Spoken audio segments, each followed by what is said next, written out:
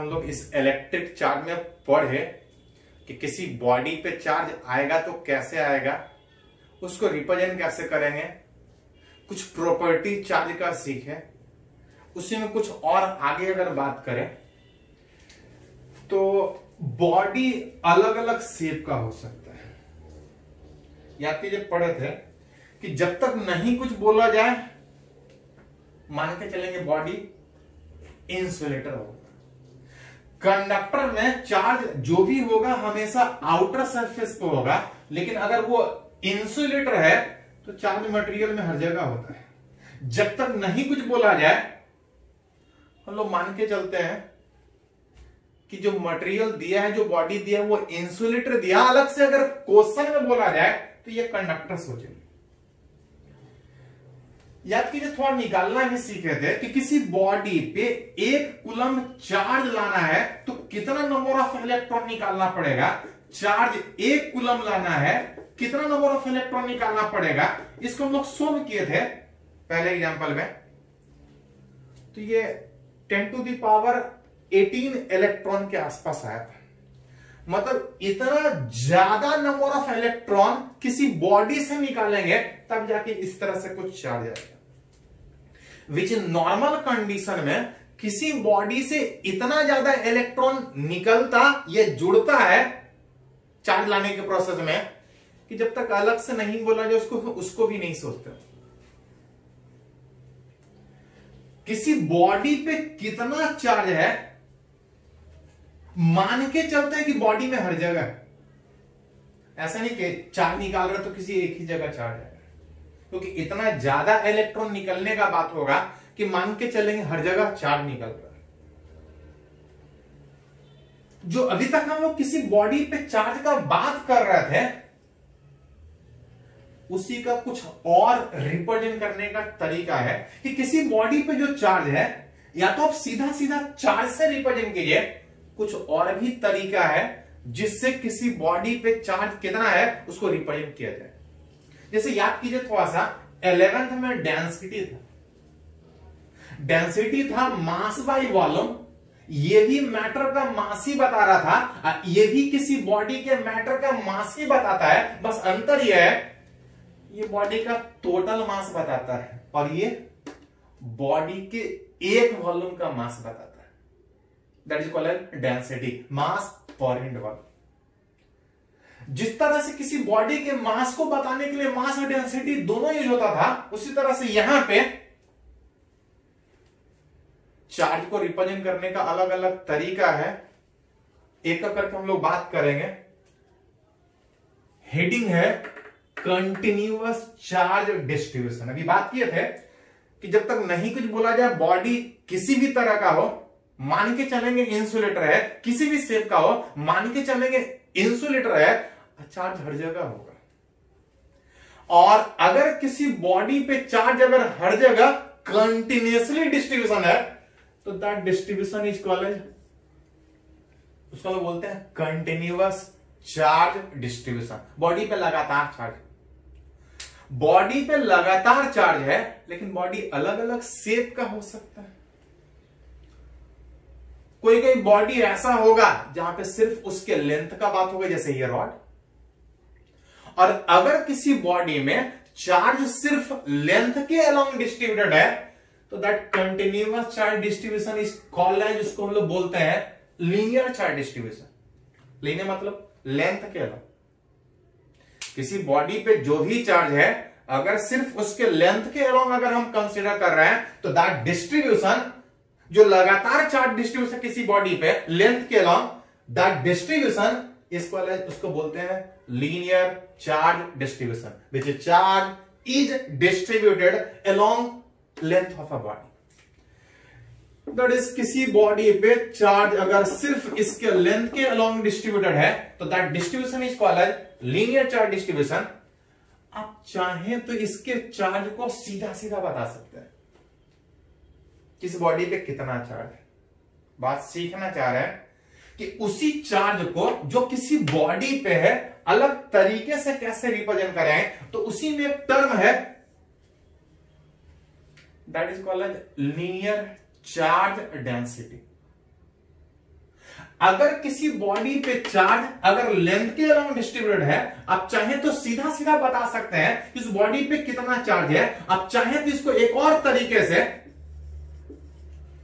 कि total body पे कितना चार्ज के बजाय टोटल चार्ज उस बॉडी के पर यूनिट लेंथ में कितना है, उसके एक लेंथ में कितना है, टोटल बताने के बजाय अगर चार्ज इस बॉडी के एक लेंथ में अगर रिप्रेजेंट करें तो that representation is called as linear charge density, जिसको हम लोग लैम्डा से रिप्रेजेंट करते हैं। बेसिकली ये चार्ज ही बता रहा है, ये भी चार्ज बता रहा है, ये भी चार्ज बता रहा है, ये बॉडी का टोटल चार्ज बता रहा है। आइए एक और तरीका, उस बॉडी के चार्ज के रिप्रेजेंट करने का एक और तरीका, which charge per unit length, जिसको अगर सिंबल में लिखे तो बता रहा है कि चार्ज एक लेंथ में कितना, और अगर ये एक लेंथ का चार्ज बता रहा है तो टोटल लेंथ में कितना होगा। अगर क्रॉस मल्टीप्लाई करें कि अगर किसी बॉडी के एक लेंथ का चार्ज अगर इतना है, टोटल अगर बॉडी का इतना लेंथ जहां पे चार्ज लेंथ के अराउंड डिस्ट्रीब्यूटेड है, टोटल कितना चार्ज होगा, तो Q बराबर लैम्डा इंटू एल। लेकिन ये फॉर्मूला हर जगह वैलिड नहीं होगा।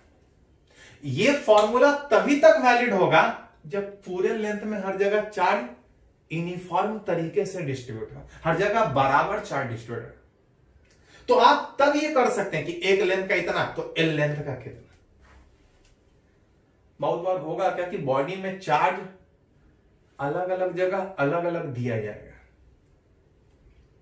हर जगह चार्ज सेम है तो बहुत आसानी से रिप्रेजेंट कर सकते हैं। लेकिन अगर किसी बॉडी में चार्ज अगर अलग अलग जगह पे अलग अलग तरीके से डिस्ट्रीब्यूट है, तो हम सीधा यूज करने के बजाय इस इक्वेशन को डिफरेंशिएशन, याद कीजिए 11th में बहुत जगह यूज हुआ था कि जब किसी क्वेश्चन को बनाना होता था, एक साथ बन जाता था तो आसान था, लेकिन अगर एक साथ नहीं बनता था तो डिफरेंशिएशन और इंटीग्रेशन के हेल्प से उसको हम लोग तोड़ के बनाते थे। बिल्कुल सेम तरीके से यहां भी हो। एक लेंथ का चार्ज को हम लोग लैम्डा से रिप्रेजेंट कर रहे थे, total charge by total length, ये तब कर सकते हैं जब हर जगह बराबर रूप से चार्ज डिस्ट्रीब्यूटेड हो। अगर बॉडी पे अलग अलग जगह पे अलग अलग चार्ज हो तो सीधा सीधा टोटल लेंथ के बजाय एक छोटे से लेंथ में छोटे से चार्ज को रिलेट करेंगे। इस छोटे से लेंथ में इतना चार्ज है, a charge per unit length, that is defined as linear charge density. ये है टोटल, हर जगह सेम है तब, और हर जगह सेम नहीं है तो डिफरेंशिएशन पहले छोटे से सेगमेंट में डिफाइन करना पड़ेगा, छोटा छोटा सेगमेंट में अलग अलग डिफाइन करना पड़ेगा। एक लेंथ का चार्ज इतना है, अगर टोटल निकालना हो तो क्रॉस मल्टीप्लाई करके dq बराबर लैम्डा इंटू डी, कि एक लेंथ का इतना तो छोटे से लेंथ का कितना। लेकिन छोटे से लेंथ के बजाय अगर टोटल लेंथ का निकालना हो तो एक करके इसको इंटीग्रेट करेंगे, दैट विल गिव कि किसी बॉडी पे कितना चार्ज है। जैसे इसको एक एग्जांपल से समझने का कोशिश करते हैं। एक एग्जांपल यहां पे दिया हुआ है, बोल रहा है लीनियर चार्ज डेंसिटी, चार्ज किसी बॉडी पे, किसी रॉड जहां पे चार्ज लेंथ के लॉन्ग होगा, चार्ज किसी रॉड के ऊपर चार्ज देने के बजाय चार्ज डेंसिटी दिया है, चार्ज लेंथ के अलोंग डिस्ट्रीब्यूटेड है, चार्ज पर यूनिट लेंथ दिया है, लीनियर चार्ज डेंसिटी दिया है किसी रॉड जिसका length L lies along x axis. बोल रहा है कि कोई रॉड एक्स एक्सिस के अलोंग रखा है, चार्ज उसके लेंथ के हिसाब से डिस्ट्रीब्यूटेड है, चार्ज सीधा सीधा देने के बजाय चार्ज पर यूनिट लेंथ, इसका लीनियर चार्ज डेंसिटी दिया है। एक इक्वेशन के हेल्प से दिया है, लैम्डा बराबर a इंटू एक्स, जहां पे a एक कांस्टेंट है, x का वैल्यू 0 से L, विच अगर कोई बॉडी दैट इज रॉड अगर एक्स एक्सिस के अलोंग है, इस पे चार्ज इसके लेंथ के अलोंग डिस्ट्रीब्यूटेड है, इसके एक लेंथ का चार्ज हर जगह सेम होता, अगर खाली लैम्डा बराबर एक कांस्टेंट होता, लेकिन अलग अलग जगह पे एक्स चेंज करने के कारण दिया है कि अलग अलग जगह पे चार्ज अलग अलग है। मतलब आपसे पूछा जा रहा है find total charge on it. इस रॉड पे एक लेंथ का चार्ज दिया है, अलग अलग जगह अलग अलग चार्ज दिया है, पूछ रहा है कि टोटल इस पे कितना चार्ज होता है। एक लेंथ के ऊपर इतना चार्ज, तो एल लेंथ के ऊपर कितना मल्टीप्लाई कर सकते हैं। लेकिन ऐसा हम तब कर सकते हैं जब हर जगह चार्ज सेम हो। अलग अलग जगह पे अलग अलग हो तो ये तरीका था कि पहले छोटे से सेगमेंट में चार्ज निकालना है, अब टोटल निकालना है तो उसको इंटीग्रेट करना पड़ेगा। टोटल निकालने के लिए पहले छोटे से सेगमेंट में निकालना पड़ेगा और तब जाके हम टोटल निकाल पाएंगे। उसके लिए पहले छोटा सा सेगमेंट, छोटा सा टुकड़ा लेना पड़ेगा। 11th के बहुत सारे चैप्टर स्टार्ट हुआ था सेंटर ऑफ मास, कुछ वर्क पावर एनर्जी में भी यूज हुआ था। जैसे जैसे चैप्टर आगे बढ़ा था, एलिमेंट लेने का प्रोसेस, जब किसी क्वेश्चन को हम एक साथ नहीं बना पा रहे थे तो उसको छोटा छोटा टुकड़ा में तोड़ के बनाते थे। बिल्कुल सेम तरीके से यहां भी आगे बढ़ना पड़ेगा। दिया रॉड है, हर जगह सेम चार्ज देने के बजाय अलग अलग जगह अलग अलग चार्ज दिया है, पूछ रहा है कि टोटल कितना चार्ज होगा। उसके लिए छोटे से सेगमेंट हमको लेना पड़ेगा क्योंकि हर जगह चार्ज सेम नहीं है। याद कीजिए थोड़ा सा, छोटा सा सेगमेंट कैसा लेते हैं, तो छोटा सा सेगमेंट ऐसा लेते हैं कि जो दिक्कत पूरे क्वेश्चन को एक साथ बनाने में है, छोटा सा टुकड़ा लेने के बाद वो दिक्कत नहीं होना चाहिए। क्योंकि ये कर क्या रहे हैं, हम टोटल चार्ज निकालना है, एक साथ नहीं निकाल सकते हैं। उसके लिए किए क्या है, पहले छोटा सा टुकड़ा पे निकालने का कोशिश कर रहे हैं। छोटा सा टुकड़ा पे पहले निकालेंगे और टोटल निकालना हो तो एक करके जोड़ लें। छोटा सा टुकड़ा कैसा, तो जो दिक्कत पूरे क्वेश्चन को बनाने में था, इस क्वेश्चन को बनाने में था, एलिमेंट लेने के बाद वो दिक्कत नहीं होना चाहिए। इसमें क्या, इस क्वेश्चन में क्या दिक्कत है, लैम्डा चेंज कर रहा है। लैम्डा क्यों चेंज कर रहा है, चार्ज पर यूनिट लेंथ क्यों चेंज कर रहा है, तो एक्स चेंज कर रहा है। जैसे जैसे आगे बढ़ रहा है बॉडी का चार्ज चेंज कर रहा है, एक्स चेंज कर रहा है। मतलब एक्चुअल दिक्कत लैम्डा नहीं है, एक्चुअल दिक्कत एक्स है। तो हम करते क्या ऐसे क्वेश्चन में कि एक्स डिस्टेंस पे एक छोटे से थिकनेस का एक छोटा सा एलिमेंट लेंगे, पहले इसके ऊपर चार्ज निकालेंगे और टोटल निकालना हो तो सबको एक करके जोड़ लेंगे। जहां पे दिया है लैम्डा, इसका वैल्यू a इंटू एक्स, छोटा सा सेगमेंट इसके ऊपर पहले निकालेंगे और टोटल निकालना है तो एक करके जोड़ लो। याद कीजिए थोड़ा सा, बिना इंटीग्रेशन का, बिना लिमिट का इंटीग्रेशन करेंगे तो फालतू में इंटीग्रेशन कांस्टेंट। अगर आप चाहते हैं इससे बचे तो आपको पहले ही लिमिट के साथ इंटीग्रेशन करना पड़ेगा। उसके लिए पहले आपको डिसाइड करना पड़ेगा कि इस इंटीग्रेशन में कौन कांस्टेंट कौन वेरिएबल। कर कह रहे हैं कि पहले छोटे से सेगमेंट में निकाल रहे हैं और टोटल निकालने का जोड़ना है। दैट इज ऐसा छोटा छोटा ढेर सारा सेगमेंट है, उसको जोड़ना है। एक करके जोड़ने में क्या चेंज करेगा, तो ए नहीं चेंज करेगा, ये तो कांस्टेंट था। हाँ, छोटा छोटा एलिमेंट अलग अलग जगह पे लेंगे तो ये एक्स चेंज करेगा। मतलब बोल सकते हैं ये कांस्टेंट था, एक्स वेरिएबल है, इसको इंटीग्रेट करना पड़ेगा। कहां से कहां तक, तो एलिमेंट x इक्वल टू 0 से स्टार्ट हुआ है, एक करके बढ़ते हुए रॉड एल लेंथ का था, x इक्वल टू एल था।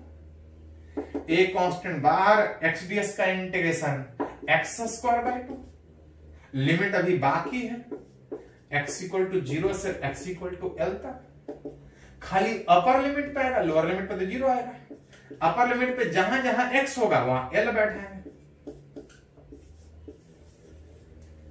दैट इज चार्ज किसके ऊपर, उस रॉड के ऊपर। ध्यान दे थोड़ा सा एक बार, अगर हर जगह ए होता तो एल लेंथ पे चार्ज होता ए इंटू एल। लेकिन जैसे जैसे आगे बढ़ रहा है, चार्ज बढ़ रहा है, तो चार्ज कुछ अलग तरीके से ए इंटू एल के बजाय कुछ और आ। तो इस तरह से आप देख सकते हैं कि किसी बॉडी पे चार्ज अगर उसके लेंथ के अलोंग अगर डिस्ट्रीब्यूटेड है तो that distribution is called as linear charge distribution. मन करे तो बॉडी का चार्ज सीधा सीधा बता सकते हैं कितना है। उसी बॉडी के चार्ज को सीधा बताने के बजाय एक और तरीका, चार्ज पर यूनिट लेंथ, उसके एक लेंथ को बता रहे हैं, that is called as linear charge density. Charge कुछ इस तरह से रिप्रेजेंट कर सकते हैं, जरूरत पड़े तो न्यूमेरिकली इस तरह से सोल्व कर सकते हैं।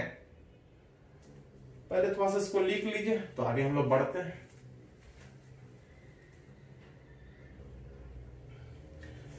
तो हम लोग बात कर रहे हैं कि किसी बॉडी पे जो चार्ज कंटिन्यूसली है, कंटिन्यूसली डिस्ट्रीब्यूटेड है, उसको रिप्रेजेंट कैसे करें। अभी सीखे कि अगर किसी बॉडी पे चार्ज अगर लेंथ के अलोंग अगर डिस्ट्रीब्यूटेड है तो उसको हम लोग कैसे रिप्रेजेंट करें।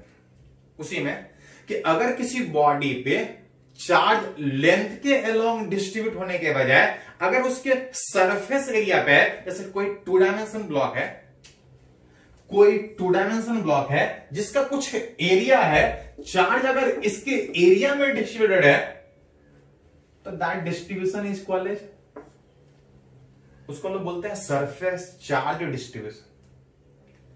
चार्ज लेंथ के अलोंग था पिछले बार तो उसको बोलते थे लीनियर चार्ज डिस्ट्रीब्यूशन। चार्ज अगर किसी बॉडी के एरिया में डिस्ट्रीब्यूटेड है तो that distribution is called as surface charge distribution. Charge is distributed on surface area of body.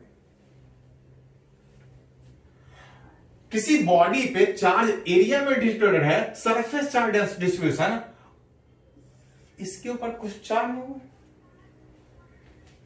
आप चाहें तो इसके चार्ज को सीधा सीधा बता सकते हैं कि इतना चार्ज इस बॉडी पे है। उसी चार्ज को एक और तरीके से हम लोग रिप्रेजेंट करते हैं, दैट इज, इसको बोलते हैं सरफेस चार्ज डेंसिटी। किसी बॉडी जिसके ऊपर चार्ज एरिया में डिस्ट्रीब्यूटेड है, मन करे तो सीधा सीधा बता दीजिए कि कितना चार्ज है। उसी चार्ज को एक और तरीके से कि उस बॉडी के ऊपर जो चार्ज है उसके एक एरिया में कितना चार्ज है, उसको एक और तरीके से बताते हैं, दैट इज कॉल्ड एज, इसको लिखते हैं सरफेस चार्ज डेंसिटी। सिंपल में सिग्मा से यूज करते हैं। मन करे तो सीधा सीधा बता दीजिए किसके एरिया में कितना चार्ज है, मन करे तो सीधा बताने के बजाय उसके एक एरिया का चार्ज बता दें। चार्ज इसके एक एरिया का जब होगा, दैट इज, इसको हम लोग रिप्रेजेंट करते हैं सिग्मा से, दैट इज कॉल्ड एज, इसको बोलते हैं सरफेस चार्ज डेंसिटी। जैसे अभी पहले थे कि चार्ज लेंथ के लॉन्ग था तो उसको बोलते थे लीनियर चार्ज डेंसिटी। चार्ज अगर एरिया में डिस्ट्रीब्यूटेड है तो उसको बोलते हैं सरफेस चार्ज डेंसिटी। चार्ज इसके एक एरिया में सिग्मा से रिप्रेजेंट कर रहा है, एक एरिया का इतना चार्ज, टोटल एरिया का कितना चार्ज, तो क्रॉस मल्टीप्लाई करके निकाल सकते कि एक एरिया का इतना चार्ज तो टोटल एरिया का कितना चार्ज, तो सिंपली मल्टीप्लाई करके निकाल सकते हैं। लेकिन ये काम तब कर सकते हैं जब बॉडी में हर जगह चार्ज सेम तरीके से। अगर बॉडी में चार्ज हर जगह सेम होने के बजाय अलग अलग हो तो डिफरेंशिएशन इंटीग्रेशन का यूज होगा, विच इज टोटल एरिया का चार्ज एक साथ बताने के बजाय हम लोग छोटे से चार्ज, छोटे से एरिया का छोटा सा चार्ज बात करेंगे, which is charge density, charge per unit area, छोटे से एरिया में रिप्रेजेंट करेंगे। और अगर चार्ज निकालना हो तो क्रॉस मल्टीप्लाई करके सिग्मा इंटू डी ए बराबर डी क्यू। ये क्या बता रहा है, तो ये बता रहा है उस छोटे से एरिया में अगर इतना चार्ज पर यूनिट एरिया है तो टोटल उस छोटे से एरिया का कितना चार्ज। अगर टोटल बॉडी का चार्ज निकालना हो तो कुछ नहीं, छोटे से एरिया का इतना चार्ज तो टोटल निकालना हो, बॉडी लगातार होगा, इंटीग्रेट करके निकाल सकते हो। विच क्यू बराबर sigma into which is D. Numerically इसको कैसे यूज करेंगे, थोड़ा देखिए कि एग्जांपल से हम लोग बात कर रहे हैं। बोल रहा है कि किसी एनुलर डिस्क, नाम सुना एनुलर डिस्क का, तो एनुलर डिस्क का मतलब होता है कि किसी भरे हुए डिस्क में बीच से कुछ सेगमेंट काट के अगर हटा दे, किसी भरे हुए सेगमेंट में, भरे हुए डिस्क में बीच से कुछ सेगमेंट अगर काट के हटा दे, बाकी जगह चार्ज हो, इसका कुछ इनर रेडियस हो, इसका कुछ आउटर रेडियस हो, पूरा भरा में से काट के हटा दे, दैट इज को बोलते हैं एनुलर डिस्क। दिया भी है annular disc having inner and outer radii A and B, अंदर वाला radius A and B. Charge पूरे जगह पे होने के बजाय इतना सेगमेंट से गायब है, इस पोर्शन में चार्ज है, हर जगह सेम नहीं है। बोला है इसके एक एरिया का charge which is surface charge density, एक इक्वेशन से फिर से दिया है, दैट इज सिग्मा बराबर ए इंटू आर स्क्वायर। चार्ज उसके एक एरिया का दिया है, एक कांस्टेंट है, अगर खाली इतना ही रहता तो हर जगह सेम होता, बहुत आसानी से निकालता। हर जगह सेम होने के बजाय इस इक्वेशन से चेंज कर रहा है, ए इंटू आर स्क्वायर से चेंज कर रहा है, तब पूछ रहा है कि इसके ऊपर टोटल चार्ज कितना हो।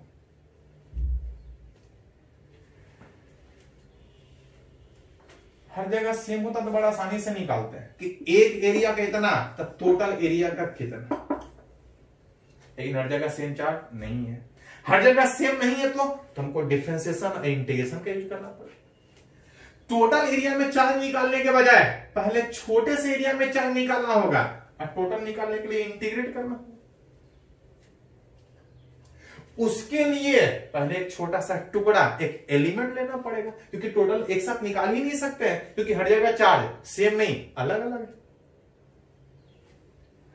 याद कीजिए थोड़ा सा, किसी बॉडी को जब एक साथ नहीं सोच सकते हैं तो छोटा छोटा सेगमेंट में तोड़ते हैं, ऐसा छोटा छोटा सेगमेंट में तोड़ते हैं कि जो दिक्कत है वो दिक्कत ना हो। क्या दिक्कत है? तो हर जगह सिग्मा सेम नहीं है। क्यों सेम नहीं है? क्योंकि उसका रेडियस सेम नहीं। आर चेंज कर रहा है, जैसे से दूर जा रहा है सिग्मा चेंज कर रहा है, जिसके कारण हम टोटल को एक साथ नहीं सोच सकते हैं। तो करेंगे क्या? एक छोटा सा एलिमेंट ऐसा लेंगे जो दिक्कत था वो दिक्कत ना हो। क्या दिक्कत है? आर चेंज कर रहा है, मेन दिक्कत ये है। तो कीजिएगा, आर चेंज कर रहा है तो उसके लिए सेंटर से आर डिस्टेंस पे अगर चारों तरफ अगर बराबर डिस्टेंस पे घूम जाए, एक थिकनेस का एक रिंग ले, आर रेडियस पे dr थिकनेस का एक रिंग ले, पहले इसके ऊपर चार्ज निकालेंगे और टोटल निकालना हो तो एक करके जोड़ लेंगे। जहां पे दिया है सिग्मा, उसके एक एरिया का charge a into R square. पहले छोटा सा एरिया, कौन सा एरिया? ये जो छोटा सा एरिया जो एलिमेंट लिए हैं, एलिमेंट कैसा है? सर्किल के शेप में, बोल सकते हैं सर्कुलर एलिमेंट। जो छोटा सा टुकड़ा होता है उसको हम लोग एलिमेंट बोलते हैं। 11th में हम लोग बहुत सारी यूज किए। पहले इसके ऊपर निकालेंगे और टोटल निकालना होता है एक करके जोड़ लेंगे।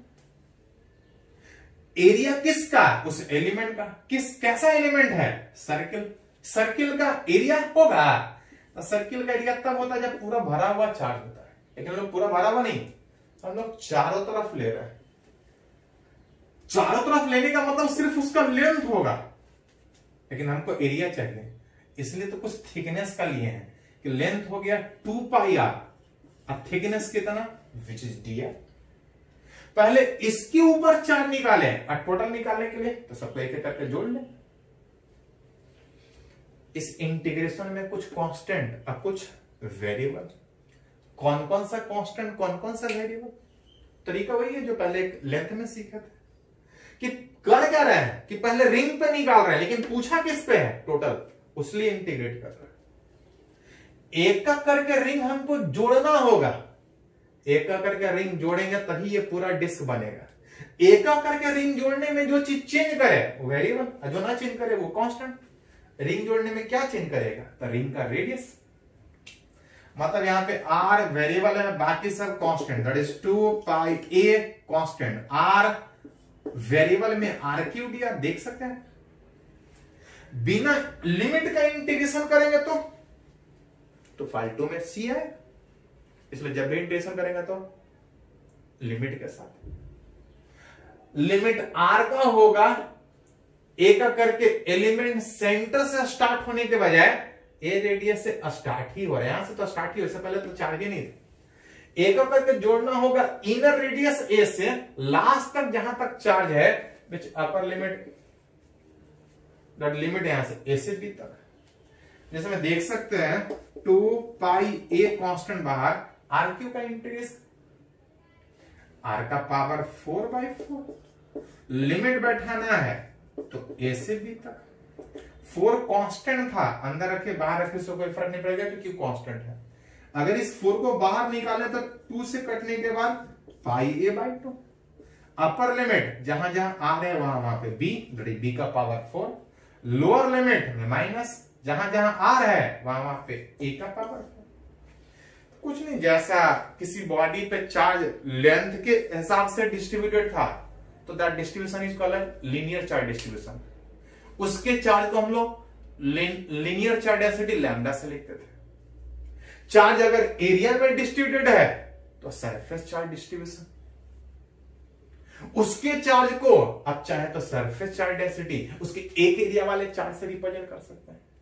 इसी में एक और है कि अगर किसी बॉडी पे चार्ज उसके वॉल्यूम के हिसाब से डिस्ट्रीब्यूटेड है तो कैसे रिलेट करेंगे, उसके लिए पहले इसको थोड़ा सा नोट करना पड़ेगा, तो नोट कर लीजिए पहले।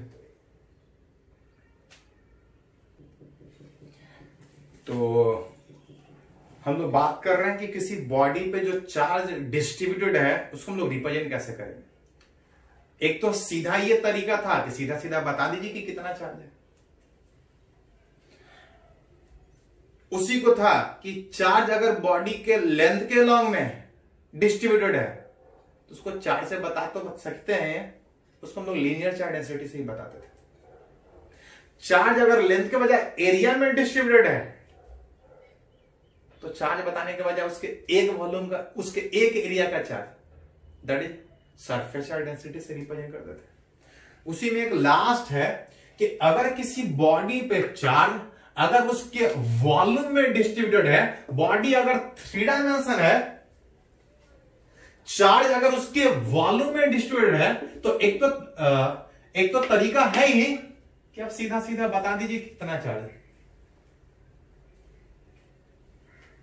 एक और तरीका कि उस चार्ज जो वॉल्यूम में डिस्ट्रीब्यूटेड है that distribution is called as volume charge distribution. और उस चार्ज को चार्ज से बताने के बजाय एक और तरीका कि सीधा चार्ज बताने के बजाय चार्ज उस बॉडी के एक वॉल्यूम में आप बताइए कि उसके एक वॉल्यूम में कितना चार्ज। सीधा बताने के बजाय कि उस बॉडी पे कितना चार्ज है उसके एक वॉल्यूम में चार्ज बताइए, एंड दैट इज जो बॉडी के एक वॉल्यूम में चार्ज जो रिप्रेजेंट होगा उसको हम लोग बोलते हैं वॉल्यूम चार्ज डेंसिटी, जिसको हम लोग रो से लिखते हैं। देखिए चार्ज उस बॉडी के कितने, एक वॉल्यूम, एक वॉल्यूम का इतना चार्ज जिसको हम लोग रो से लिखा रहा है, तो टोटल चार्ज कितना होगा, तो क्रॉस मल्टीप्लाई कीजिए कि एक वॉल्यूम का इतना चार्ज, बॉडी में चार्ज वॉल्यूम में डिस्ट्रीब्यूटेड है, एक वॉल्यूम का इतना चार्ज, इतने वॉल्यूम में कितना चार्ज, तो सिंपली निकाल सकते हैं मल्टीप्लाई करके। लेकिन ये बात कब वैलिड है, जब हर जगह चार्ज सेम होगा। अगर चार्ज बॉडी में अलग अलग जगह अलग अलग है तो कुछ नहीं। जैसे लेंथ में बात किए थे, जैसे एरिया में बात किए थे, उसी तरह से यहां पे वॉल्यूम में भी बात होगा। इन डिफरेंशियल फॉर्म में अगर बात करें, चार्ज अलग अलग जगह अलग अलग है, तो पहले छोटे से वॉल्यूम में चार्ज रिप्रेजेंट करने का बात करेंगे, छोटे से वॉल्यूम में चार्ज डेंसिटी का बात करेंगे। तो जब टोटल चार्ज निकालना हो तो क्रॉस मल्टीप्लिकेशन, एक वॉल्यूम का इतना, छोटे से सेगमेंट का इतना, टोटल कितना, तो इंटीग्रेट कीजिए। डिफरेंशिएशन इंटीग्रेशन का है। जैसे एक न्यूमेरिकली यहां पे फिर से बात किया जाए, बोल रहे हैं volume charge density. Volume charge density मतलब चार्ज किसी बॉडी पे वॉल्यूम के अलोंग डिस्ट्रीब्यूटेड है। कभी कभी क्वेश्चन में ये भी नहीं लिखा रहेगा, खाली चार्ज डेंसिटी लिखा रहेगा किसी सॉलिड स्फीयर का। सॉलिड स्फीयर का मतलब ही हो गया कि जो चार्ज है उस बॉडी के वॉल्यूम में, तो वॉल्यूम चार्ज डेंसिटी लिखा है या नहीं लिखा है उससे कोई फर्क नहीं पड़ेगा। वहां पर बात अंडरस्टूड है कि बॉडी सॉलिड स्फीयर है, चार्ज उसके वॉल्यूम में डिस्ट्रीब्यूटेड है, जो चार्ज डेंसिटी है तो चार्ज उसके एक वॉल्यूम का। लिखा है तो ठीक है, नहीं लिखा है तो भी कोई दिक्कत नहीं। बोल रहा है किसी सॉलिड स्फीयर के एक वॉल्यूम का चार्ज एक इक्वेशन से दिया है, रो बराबर रो नॉट आर बाई आर, जहां पर रो नॉट बोला है कांस्टेंट, आर उस स्फीयर का रेडियस हो गया और इस स्मॉल आर का वैल्यू 0 से आर का मतलब कि जो सॉलिड स्फीयर था, आर रेडियस का जो सॉलिड स्फीयर है, सेंटर से सरफेस तक हर जगह चार्ज, हर जगह सेम नहीं है, अलग अलग जगह अलग अलग है। जैसे जैसे सेंटर से दूर जा रहा है चार्ज चेंज कर रहा है। अतः हमसे पूछ रहा है कि टोटल इसका चार्ज कितना होगा। अभी सीखे थे कि एक वॉल्यूम का इतना तो वी वॉल्यूम का कितना है, इतना, लेकिन ये तब जब हर जगह से अलग अलग जगह पे अलग अलग हो तो डिफरेंशिएशन इंटीग्रेशन का हेल्प लेंगे। एक वॉल्यूम का इतना तो वी वॉल्यूम का कितना है, तो इतना, लेकिन तब जब हर जगह से वेरिएबल में पहले छोटे से सेगमेंट में निकालेंगे और टोटल निकालने के लिए उसको इंटीग्रेट करना पड़ेगा।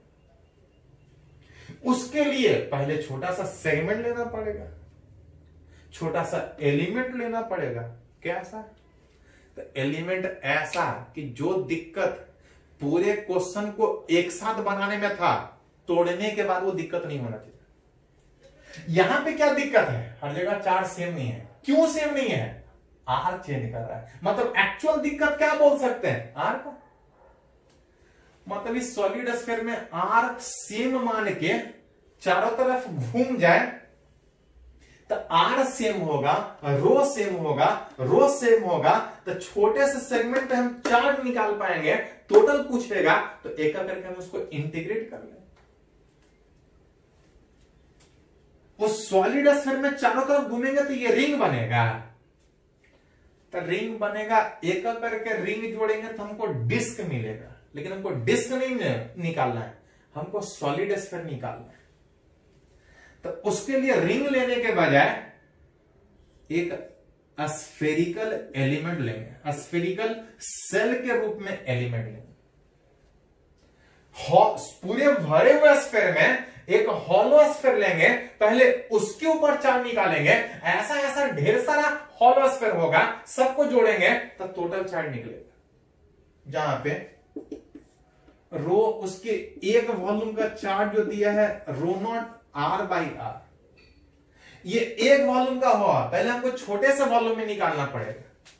छोटे से वॉल्यूम दैट इज सेल के ऊपर चार्ज, सेल मतलब चारों तरफ, चारों तरफ में ये एक सेल बनेगा, चार्ज सरफेस पे होगा, उसका वॉल्यूम नहीं, उसका एरिया होगा। लेकिन हमको वॉल्यूम चाहिए तो कुछ नहीं, आर रेडियस पे कुछ थिकनेस का स्फीयर लीजिए, dr थिकनेस। पहले इस छोटे से सेगमेंट में निकालिए, अब टोटल निकालना है तो जोड़ना पड़ेगा। 4 पाई आर स्क्वायर एरिया इंटू उसका थिकनेस। इस इंटीग्रेशन में कुछ कांस्टेंट, कुछ वेरिएबल। कौन सा कांस्टेंट? तो एक का करके जोड़ेंगे तो आर चेंज करेगा, बाकी सब कांस्टेंट। तो यहां से देख सकते हैं 4 pi rho naught by are, constant बाहर, आर है, आर स्क्वायर है। इंटीग्रेशन करेंगे तो आर क्यूब का इंटीग्रेशन, बिना लिमिट का करेंगे तो फालतू में सी, एक का करके पूरा स्फीयर जोड़ना है, 0 से आर तक पूरा भरा हुआ sphere, which is 4 pi rho naught by R. Integration करेंगे तो आर क्यूब का आर का पावर 4/4। लोअर लिमिट पे 0 आएगा, खाली अपर लिमिट तो सीधा बैठा देते हैं, आर की जगह कैपिटल आर। एक आर कट गया, 4 कट गया, बच गया पाई रो नॉट इंटू कितना, बिच आर।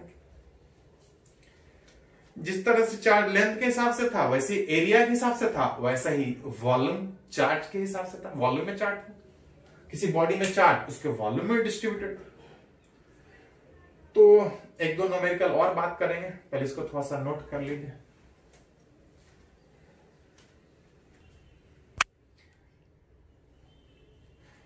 तो एक दो एग्जाम्पल उस पर और हम लोग बात करेंगे। जैसे यहां पे एक क्वेश्चन दिया है कि एक charge Q distributed on a conducting cube, बोल रहा है कि कोई क्यूब है